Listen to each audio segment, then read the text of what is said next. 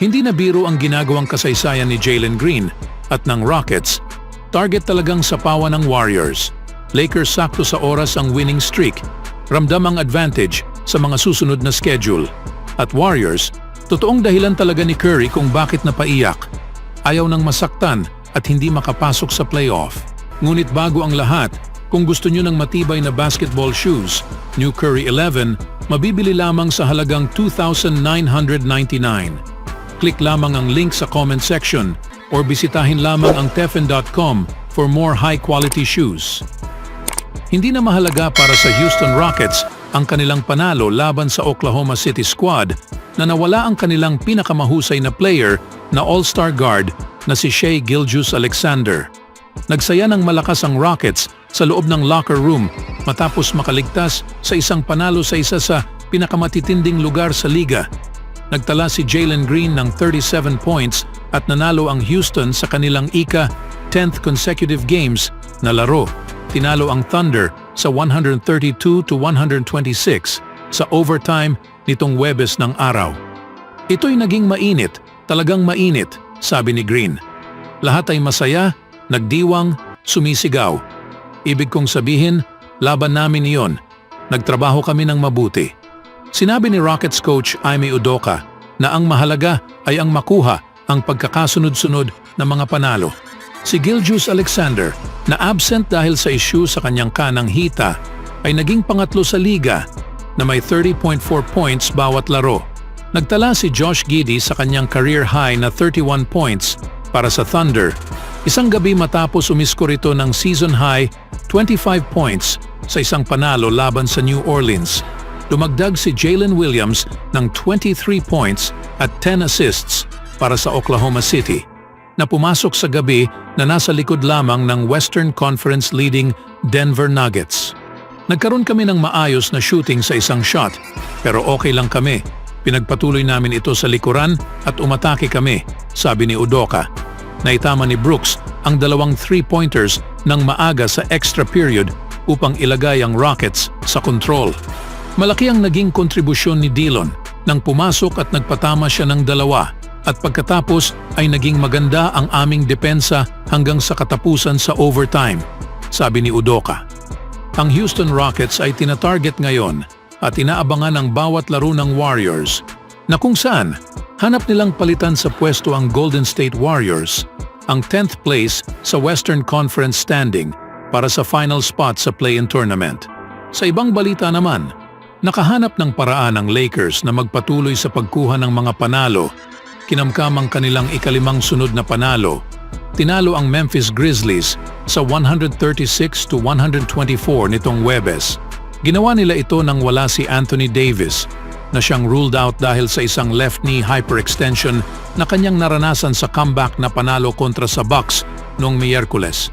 Bumalik si LeBron James pagkatapos na miss ang laban sa Milwaukee at nagkaroon ng magandang pagbabalik na may 23 points, 14 rebounds at 12 assists.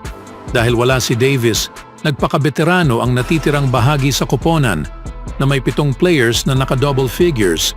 Naging sensational si Rui Hachimura na may 32 points, kabilang na ang paggawa ng 7 of 8 mula sa long range, ang kanyang career high sa 3-pointers. Si Taurean Prince ang nanguna sa bench mob. Naglaro sa loob ng 23 minutes at nagtala ng 15 mula sa bench. Ang Los Angeles ay ngayon may record na 41-32 at ito ang kanilang pinakamahabang sunod-sunod na 5 panalo ng season. Naging parang si Prime Magic Johnson si Austin Reeves sa unang quarter. Nagbigay ng lob dunk kay Jackson Hayes at saka isa pa patungo kay LeBron. Naging medyo pabaya ang Lakers sa last final 2 minutes sa unang quarter. Napa-outscored sa 10-5 at ang kanilang lead ay naging isa na lamang. Naitulak ng Lakers ang kanilang lead hanggang sa taas na 27 points. Ngunit nagtapos ang quarter sa isang 15-0 run sa Memphis at nakat ang deficit sa 10 points pagpasok sa huling quarter. Na-outscored sa 10-5 at ang kanilang lead ay naging isa na lamang. Sa Lakers na nanganganib na masayang ang laro, kinailangan nila ang isang matibay na simula sa ika-4 na quarter upang maiwasan ang sakuna. Sinagot ito ni Hachimura at Taurean Prince sa pamamagitan sa sunod-sunod na mga three-pointer upang dalhin ang team sa maayos na sitwasyon. Hindi na muli nagbanta na makabalik ang Grizzlies, nang ang Lakers ay naging leading na sa 16 points na may 3.4 minutes ang natitira. Pinaalis ni Darvin Ham si LeBron at hinayaang maubos na lamang ang oras. Maaring masamang koponan ng Memphis, ngunit nahihirapan ang Los Angeles na maipanalo ang mga laro na dapat nilang gawin ngayong taon. Maganda na nakita sila ngayon na magkaroon ng madaling panalo. Ang Lakers ay tila sumisiklab sa tamang oras. Sila ay nasa kanilang 5 sunod-sunod na panalo at papalapit na sa ika-8 puwesto, na ngayon ay tanging 1 laro at kalahati na lamang sa likod ng Suns. Dahil dito, naramdaman ng mga fans ang maaaring mangyari sa mga susunod na schedule ng Lakers na kung saan pumapabor sa kanila ang halos mga opponent sa mga huling laro, maliban na lamang sa Timberwolves at New Orleans na nasa kanilang itaas sa standings. Sa sumunod na balita naman, ang damdamin ay kitang-kita sa mukha ni Steph Curry. Mula sa ika-8:24 minutes, ang natitira sa unang quarter sa panalo ng Warriors sa 101-93 hanggang sa kanyang pag-uusap sa media matapos ang laro sa visiting locker room. Ang masasabi ko lang ay, kailangan namin siya, sinabi ni Curry sa mga reporter matapos ang laro ng tanungin tungkol sa di makatwirang pagkatalsik kay Green ayon kay Anthony Slater ng The Athletic. Alam niya yun. Alam namin yun. Kaya anuman ang mangyari para manatili siya sa sahig at maging available, yun ang dapat mangyari, lalo na sa puntong ito ng taon. Kaya mahirap na daan para simulan ng laro. Ngunit sobrang ipinagmamalaki ko ang bawat players na umapak sa sahig ngayong gabi at tumugon ng ganoon sa kanilang mahusay dahil sa back-to-back, isang team na sobrang pisikal tulad nila. Nakakuha kami ng kontribusyon mula sa bawat isa at ito ay isang magandang pagsisikap ng team para tumugon sa paraang ginawa namin at makuha ang panalo na ito. Dahil kinuha namin ito, ito ay isang malaking senyales para sa amin, isang tanda ng paglago at magawa ang pagtugon na iyon.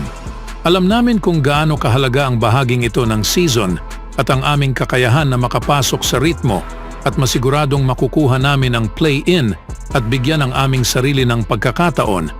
Ayaw mong magkaroon ng self-inflicted na sugat pagdating doon, sinabi ni Curry sa mga reporter.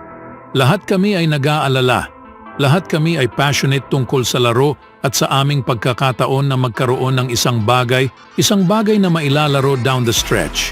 Binibigay mo ang lahat sa laro na ito at iyon ang emosyon. Ang Warriors ay lumalaban upang mapanatili ang Western Conference play-in spot at ang kanilang panalo laban sa Magic ay nag-iwan sa kanila ng isang laro sa harap ng Houston Rockets para sa number 10 seed. Alam ni Curry kung gaano kahalaga ang bawat laro sa huling bahagi ng season. At ang ejection ni Green ay naglagay ng maagang problema sa tsansa ng Warriors na manalo. Ngunit ang pasasalamat ni Curry sa mga tumulong na sina Andrew Wiggins na siyang nakapagtapos sa pinakamataas na 23 points, Klay Thompson 15 points, Moses Moody 12 points, Gary Payton II 10 points at Trayce Jackson-Davis may 8 na puntos at 14 rebounds, ay ang naging tulay sa Warriors na mapabuti ang 38-34 record sa season na ito.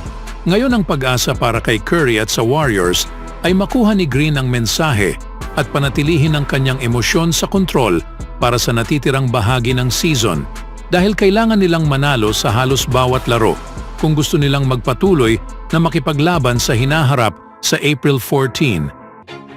Always do it on my own, so I gotta get through it. And the only thing I know is to love what I'm doing. Never give up, never slow, till I finally prove it. Never listen to the no's, I just wanna keep moving. Keep my head up when I act, head up, that's a fact. Never looking back, I'ma keep myself on track.